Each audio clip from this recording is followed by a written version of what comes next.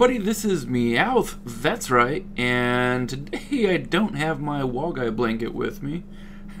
But seriously, it's been some time since I've actually done one of these sit down and talks with all of you, and it's just been because I've been so darn busy and I haven't really even had a lot of time to play video games myself. So when I do have some time, I prefer to just, sit down and play and have fun. Anyways, I did have the good fortune to get on and get to play Medal of Honor 2010 yesterday. Got about a game and a half's worth, and it just so happened that I was getting to play at the same time that my good buddy, Old Bean himself, was right there with me. So little did I know that when I came into this game that one of the guys that we were going to be beating down was a cheater. Before we get going too much further here, if you guys like seeing cheaters get rolled as though they were first day noobs, go ahead and fist bump that like button. Let's see if we can get this up to 60 likes. Anyway, now that that's done, I was telling you guys about how I only got to play maybe 1.5 games yesterday of 2010, and the game that I came in on, Bean was just absolutely destroying the ever-living bejesus out of this guy, and it was pretty funny to me and stuff, and maybe he's going to be nice enough to post one of his games for you before this. But we just proceeded to tear this guy up. Now, I feel like I should warn you guys before we go any further. You're not going to see a cruise missile in this round, at least you won't from me. And partly because of that, I wasn't planning on posting this round, because I know a lot of people really like to tune in and watch that cruise missile. But that's not really what myself or Wallguy are about. I know a lot of people, when they see us get a lot of points and get really high up on the score chain, think that, maybe we just got a little bit impatient, or we weren't careful enough, and that's why we died and lost our score chain, which most people seem to think that's our ultimate goal.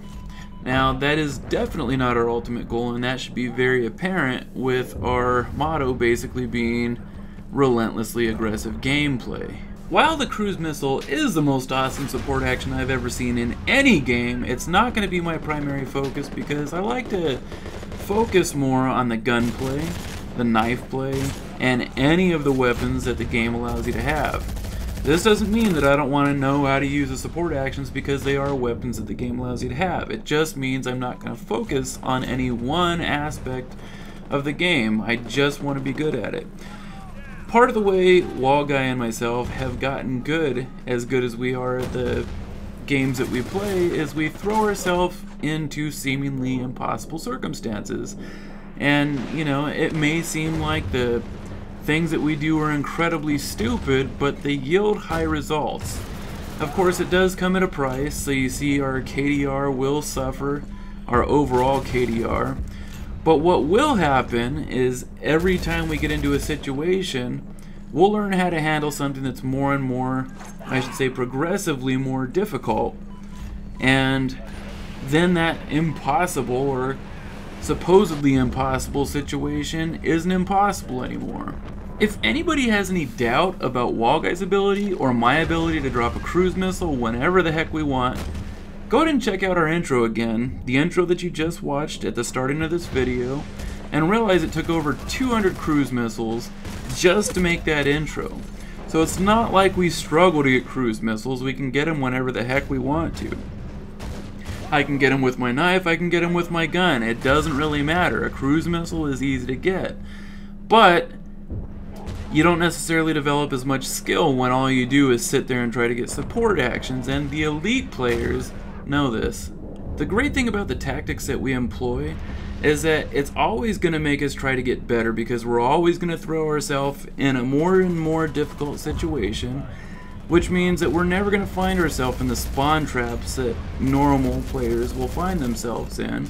We're never going to find ourselves saying, oh gosh, that was impossible, we're not going to be able to beat that guy, the teams are unfair. You're not going to find us complaining that the challenge is too much, or that, we just can't beat a team and it's not right. Because that is the next challenge for us. That's the next quote-unquote impossible situation that we just got to learn how to make possible. Now, does that mean that I think that I'm the best at this game? No, Wallguy is. Kidding. Well, kind of. But not really, but kind of. What it does mean, though, is that I'm never, ever going to look at the opposition on another team, comprised of any team, and say, oh shit, I don't think I have a chance. This is going to be too difficult. I'm going to give it my best. I'm going to do what I can to throw myself in there, get myself in the worst kind of trouble, and figure out a way to dig myself back out. Anyway, I haven't really talked too much about the gameplay or the cheater that we were beating down, and he's not going to show up too well because we were just absolutely stomping him. And it's this guy's stream life that's been going back and forth with old Bean throughout the game. I really don't know what this guy's motivational factor for cheating was, if he normally cheats or if he was just cheating because he thought that somebody else he was playing against was cheating, so he was evening the odds. But regardless of a person's motivation to cheat, it's never right. What this does is show that regardless of whether or not a person's cheating, you can still make them look like an idiot. A couple of quick things before I go. First of all, I'd like to ask Old Bean himself to make sure he goes ahead and posts one of his nicer games against this cheater. I'm sure it looked really beast from his end, and we'd all really appreciate seeing something like that. And second of all, you guys know that we're going to have our Battlefield 4 beta launch party. And that's going to happen just as soon as they let us play the damn thing. And lastly, if you haven't seen our previous video where I go a little bit of noob sniper ham, go ahead and check it out. I sort of tear some people apart with the TAC 300 and other assorted weapons. And that'll be coming up in the previous video link right after this. Take it easy, guys.